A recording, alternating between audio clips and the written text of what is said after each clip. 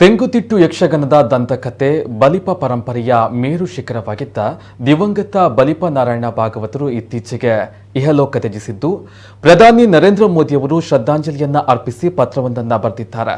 ಈ ಪತ್ರವನ್ನು ದಿವಂಗತ ಬಲಿಪ ಭಾಗವತರ ಪುತ್ರ ಬಲಿಪ ಶಿವಶಂಕರ ಭಾಗವತರಿಗೆ ಬರೆಯಲಾಗಿದೆ. ಫೆಬ್ರವರಿ 21ರಂದು ಬರೆದಿರುವಂತಹ ಈ ಪತ್ರ ಇದೀಗ ಸಾಮಾಜಿಕ ಜಾಲತಾಣಗಳಲ್ಲಿ ವೈರಲ್ ಆಗ್ತಾ ಇದೆ. ಶ್ರೀ ಬಲಿಪ ಭಾಗವತರ ನಿಧನವು ನನಗೆ ಅತೀವ ನೋವನ್ನ ಉಂಟು ಮಾಡಿದೆ. ಅವರ ಕುಟುಂಬದವರಿಗೆ ಅತೀವ ಸಂತಾಪವನ್ನ ಸೂಚಿಸುತ್ತಿದ್ದೇನೆ ಎಂದು ಮೋದಿ ಉಲ್ಲೇಖಿಸಿದ್ದಾರೆ.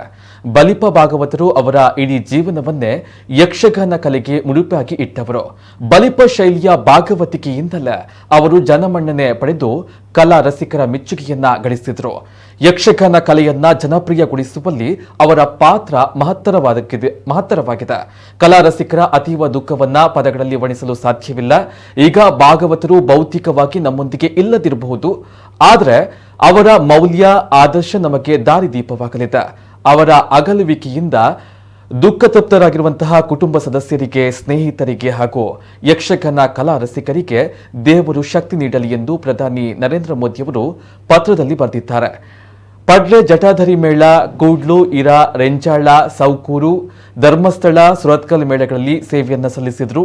1972ರಲ್ಲಿ ಕಟೀಲು ಮೇಳ ಸೇರಿದ ಅವರು 2023ರವರೆಗೆ ದೀರ್ಘಾವಧಿ ಕಾಲ ಪ್ರಧಾನ ಭಾಗವತರಾಗಿ ತಿರುಗಾಟವನ್ನು ನಡೆಸಿದರು.